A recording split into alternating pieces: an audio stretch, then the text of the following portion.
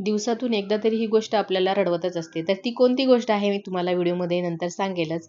तर नमस्कार मंडळी, माझं नाव स्वाती आणि हा माझा पहिला लाँग व्हिडिओ आहे. तर सगळ्यांचं स्वागत आहे माझ्या चॅनलमध्ये आणि तुम्ही नवीन असाल तर प्लीज सबस्क्राईब करा, कारण माझा हा नवीन चॅनल आहे तर मला तुमच्या सपोर्टची गरज आहे. हे माझं छोटुलं गोडूलं बाळ म्हणजे माझं अद्वैत. मी ब्रश करत होते म्हणून त्यालाही ब्रश पाहिजे होता. तर सकाळी सकाळी माझं हे डिटॉक्स वॉटर आहे, जे मी रात्रभर भिजू घातलेल्या जे मेथीचे दाणे असतात त्यांच्यापासून बनवलेलं. तर हे सकाळी सकाळी घेतलं मी. आता रोज काही घेणं होत नाही माझं असं काही वॉटर, पण कधी कधी जेव्हा लक्ष आलं मला तेव्हा मी रात्री भिजू घालते आणि सकाळी घेते. तर इकडे तयारी करत होते मी आता माझ्या नाश्त्याची आणि आदूच्या नाश्त्याची, कारण आता तो जरा 2 वर्षाचा झाला तर आता थोडंफार तिखट खातो, म्हणून मग मी आमच्या दोघांचा नाश्ता सोबतच बनवते. नाहीतर अगोदर असं होत होतं की अगोदर त्याला काहीतरी खायला बनवा फिकं आणि नंतर आपल्याला बनवा, तर यात माझा खूप वेळ जात होता. पण आता तो थोडा खायला लागलं वरचं आणि छान खातो, त्यामुळे मग मी आमच्या दोघांचा एकत्रच बनवते. पण त्याचा आत्ताही बनवताना मी जास्त तिखट नाही बनवत, कारण लहान लेकरांना तिखट जास्त जात नाही 2 वर्षात 3 वर्षाचा.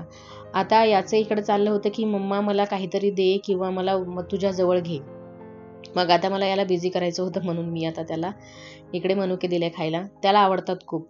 मग इकडं बसताना आता थोडेसे सांडले तर लागला रडायला. त्याला वाटलं काय आता मम्मा रागवते. तर रडत रडत मग मी त्याला थोडंसं शांत केलं, त्याला खाऊ घातलं आणि इकडे परत मी माझ्या कामाला लागले. आता हे कामं करताना लहान मुलांचं तर मध्ये मध्ये असतंच की मला घेऊन कर किंवा मला ओट्यावर बसव, हे असं सतत चालू असतं. पण आता त्यांनाही आवरा, आपलीही कामं करा, हे सगळं एका बाईला जमतं. प्रत्येक बाईला आपल्याला माहीत असतं की लहान लेकरांना काय पाहिजे काय नाही, तर त्या त्यांचं मॅनेज करून हे सगळे कामं आटोपत असतात. आता सकाळी सकाळी सगळ्यांच्याच घरात वेगवेगळे नाश्त्यांचे प्रकार बनतात किंवा कोणी कोणी डायरेक्ट जेवणालाच म्हणजे प्राधान्य देतं. आता माझ्याकडे लहान बाळ असल्यामुळं मी त्याला जे लवकरात लवकर बनेल ते बघते आणि खायला करते. तर आता आज तर उपमा केला, आता उद्या काय बनवणार याचाही मला रात्रीच विचार करून ठेवावा लागतो की तो सकाळी काय बनवायचं. जर लवकर उठला तर थोडा वेळ वेळ भेटतो मला बनवायला आणि उशिरा उठला तर जास्त रडतो, कारण भूक जास्त लागलेली असते लहान मुलांना. तर त्यांच्यावर डिपेंड असतं आपलं सगळं. आता इकडे मी याच्यामध्ये टाकण्यासाठी गरम पाणी करते. आता उपम्यासाठी कोणी कोणी थंड पाणी पण वापरतं, पण मी कधी कधी गरम करते, कारण गरम पाणी जर आपण टाकलं उपम्यामध्ये तर छान मऊ होतो आणि गाठी वगैरे काही होत नाहीत. आणि उपम्यासाठी ना म्हणजे जास्तीत जास्त वेळ आपण ना थोडा जाड रवा वापरायचा, म्हणजे खूप छान होतो. जर बारीक रवा वापरला आणि आपण त्याच्यात पाणी टाकलं तर त्याच्या गाठी होण्याचे चान्सेस जास्त असतात. तर म्हणून मी कधीही हाच रवा वापरते, थोडा जास्त जाड असतो तो आणि त्याचे आप्पे पण खूप छान बनतात. आता मी त्याची रेसिपी पण तुम्हाला एखाद्या वेळेस दाखवणार. तर इकडं याला नाश्ता भरवला मी अद्वैतला. थोडा खाल्ला. माझ्याकडं मोबाईल हातात दिसला की त्याला पाहिजे, मला मोबाईल दे तेव्हा मी खाणार. कारण आता त्याला थोडं कळायला लागलं मोबाईलमध्ये काय आहे काय नाही. आणि इकडे त्याच्या अद्वैतच्या पप्पाला जायचं होतं ऑफिसला. आज थोडा उशीरच झाला होता त्यांना सकाळी, कारण अद्वैतसोबत खेळून होणं त्यांचं खूप वेळ लागतो सकाळी सकाळी त्यांना. तर त्याच्यामुळे मग आज उशीर झाला. कॅब खाली आलेली होती. तर याच्यासोबत थोडंसं खेळून परत ते निघले ऑफिसला. तर कधी कधी हा खूप रडतो ऑफिसला जाताना पप्पासोबत जायचं जायचं. पण आज थोडा शांत होता आणि जाऊ दिलं त्याने आणि बाय बाय केलं आणि शांत बसला. मला वाटलं आता रडतो, पण पप्पा गेल्यानंतर त्याचं अर्धा पाऊण तास मला शांत करायला वेळ लागतो. त्यानंतर मग तो हॉलमध्ये खेळत बसला आणि मग मला अशी माझी ही जी राहिलेली पेंडिंग कामं आहेत, पसारा आवरण्याची, पूर्ण क्लीन करून ठेवण्याची, तर ही मला थोडा वेळ भेटतो. तर आदू झोपायच्या अगोदर थोडा अर्धे कामं करून घेते आणि त्याच्यानंतर मग थोडे अर्धे राहिलेले दुपारी जेव्हा वेळ भेटेल तेव्हा करते. कारण परत त्याला झोपी घालण्यात अर्धा पाऊण तास जातो. तो काही लगेच झोपतच नाही अजिबात. म्हणून मी त्याच्यासाठी एक झोका केलेला आहे. त्या झोक्यात थोडासा अर्धा पाऊण तास वेळ घालवला की तो झोपी जातो. माझं कसं असतं की लहान बाळांनी दुपारी एकतरी झोप घेतलीच पाहिजे आणि त्यांना म्हणजे कंटिन्यू आपण दिवसभर नाही जागी राहू देऊ शकत. त्यांचं खूप हायपरनेस वाढतो. त्याच्यामुळे माझं तरी असं असतं की त्याला दुपारी मी थोडा वेळ तरी झोपी घालणार आणि त्या दरम्यान मी माझी ही राहिलेली सगळी पेंडिंगची कामं आहेत, तो झोपी घातल्यानंतर मी माझी सगळी कामं आवरून घेते.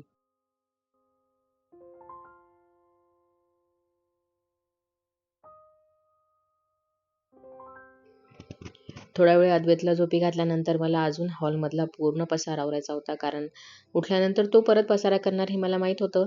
पण तरीही हे सगळं आवरून ठेवते मी दुपारी तरी, कारण कपडे इकडं अस्ताव्यस्त तिथं ठेवलेले असतातच. आपल्याला रोज जरी कपाटात आपण किती चांगले कपडे ठेवले तरी आपल्याला जी वस्तू दिसते तिथंच आपण कपडे ठेवून देतो. हे सगळ्यांच्याच घरात असतं आणि हे रोजच्या रोज चालूच असतं, की एकदा टाकणं, एकदा काढणं वगैरे. मग आता मला दुपारी थोडा वेळ भेटला तर पटापट म्हणलं क्लीन करून घ्यावं, हॉल पूर्ण साफसफाई करून घ्यावा, म्हणजे मी बाकीच्या कामं करायला थोडंसं वेळ भेटेल मला.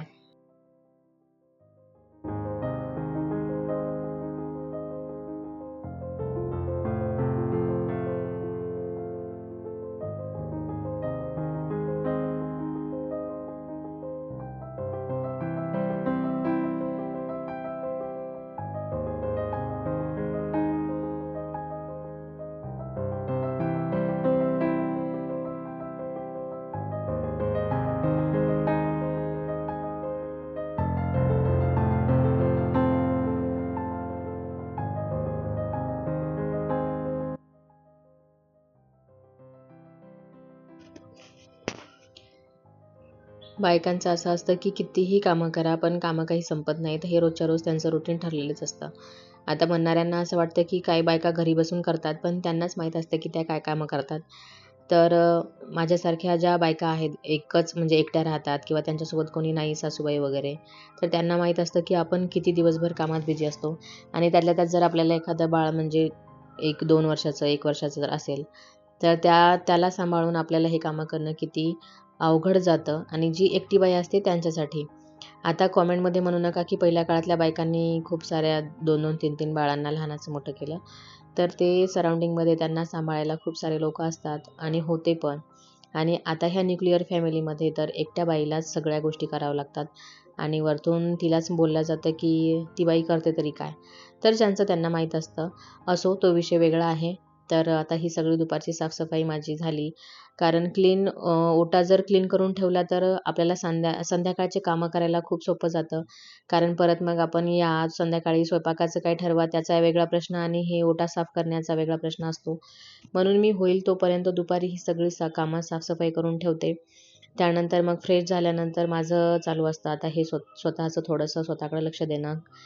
आता माझ्या तोंडावर थोडी वांग आहे. प्रेग्नन्सीनंतर माझ्या तोंडावर वांग आलेली आहे. तर मी त्याच्यासाठी जास्त काही करत बसत नाही. कारण मी डॉक्टरांकडे जाऊन आलेली आहे, तर त्याच्यावर जास्त म्हणजे काही परिणाम नाही झाला. म्हणून मग मी डेली मॉइश्चरायझर आणि एक सनस्क्रीन वापरते. तर थोडं कधी-कधी फेंट होतं, कधी जास्त. आता मला तरी काही वाटत नाही की हे पिगमेंटेशन माझ्या चेहऱ्यावरचं जाईल. अगोदर चेहरा खूप छान क्लीन होता, पण आता थोडं पिगमेंटेशन आहे, तर मी त्याच्याकडे काही एवढं लक्ष देत नाही. असू दे. आता दुपारचा चहाची वेळ झालेली आहे. दिवसभर मी चहा कंट्रोल करते, पण दुपारी मला अजिबात होत नाही. असं वाटतं अर्धा कप तरी घ्यावाच. आता आज माझ्या मावशीची मुलगी म्हणजे माझ्या मामीची बहीण इकडे माझ्या जवळपासच राहते, तर ती आली होती. मग आम्ही रोहिणी आणि मी मस्त चहा घेतला. आता मी तिला काही दाखवलं नाही आहे. मला माहीत नव्हतं की माझा हा पहिलाच व्हिडिओ आहे आणि मी दाखवणं योग्य आहे की नाही. पण तरीही समोर तुम्हाला व्हिडिओमध्ये दिसेलच ती थोडीफार. कारण मी तिला पण विचारलं होतं की "तुला दाखवू का?" तर ती हो बोलली. पण म्हटलं नको, चांगलं नाही आहे. नवीन-नवीनच आपण हे गोष्टी करतोय आणि कोणाला लगेचच रिव्हील करणं हे मला नाही योग्य वाटलं. तर ठीक आहे, असो. माझा छान चहा झाला. आम्ही दोघींनी मस्त चहा घेतला. आता इकडे माझ्या नवऱ्याचं असं असतं म्हणणं की चहा नको रोज-रोज घेत जाऊ, काही चांगलं नसतं. आता हे त्यांना काय सांगणार की चहा घेणाऱ्यांना कसा क्रेव्हिंग होती चहाची, कारण हे चहा घेणाऱ्यांनाच माहीत असतं. तर मस्त असा थोडासा स्वतःसाठी वेळ काढला, निवांत बसून चहा घेतला आणि थोड्या वेळानंतर लगेचच आम्हाला जायचं होतं अद्वैतला घेऊन खाली गार्डनमध्ये. आणि इकडे आमची मस्त तयारी झालेली आहे दोघांची पण. त्याला टिक्का लावण्यासाठी खूप वेळ लागतो आणि माझा हट्ट असतो की तुला बिना टिक्याचं मी खाली घेऊन जाणार नाही. आता माहीत नाही मला का आवडतो एवढा त्याला टिक्का लावणं, पण मी रोज त्याच्यासाठी हे करतेच. त्यानं लावू देतो रोज, काहीही म्हणत नाही. कधी-कधी नाही, नखरे करतो. मग त्याला शूज वगैरे घालते आणि त्याने मस्त पप्पाला बाय-बाय करत आमच्यासोबत खाली आला.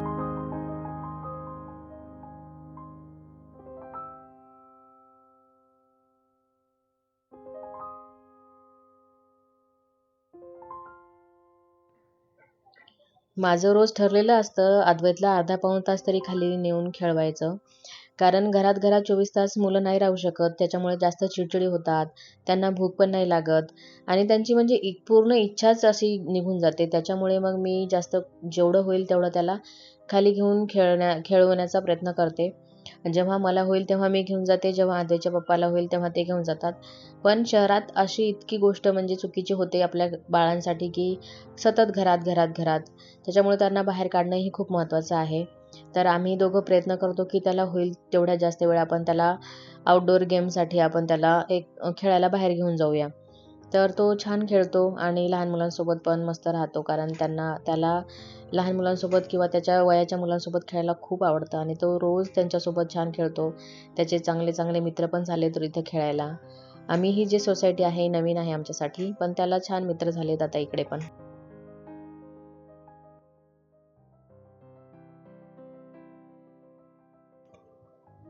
आता रात्रीच्या जेवणात मला काही जास्त बनवायचं नव्हतं. आमरस आणि चपाती आणि काहीतरी थोडीशी भाजी बनवायची होती. म्हणून मी पटापट वर आले आणि माझ्या कामाला लागले. तर मी कणिक मळून ठेवलं आणि इकडे आमरसाची तयारी केली. आता आमरस तर हा उन्हाळ्यात सगळ्यांचाच फेवरेट आहे. आंबे खाण्यापेक्षा आमरसच सगळ्यांच्या घरी बनतो. 1-2 दिवस झाले की आमरसाची सगळ्यांना सवय लागलेली आहे आता.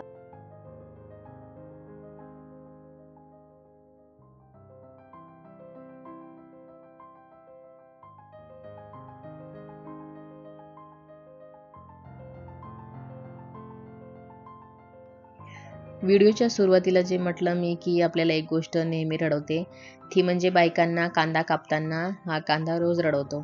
असं तर आपल्यांना भरपूर गोष्टी रडवत असतात, पण रोज जे ज्यांचं हक्काचं काम आहे ते म्हणजे कांदा आपल्याला दिवसातून एकदा तरी रडवतोच.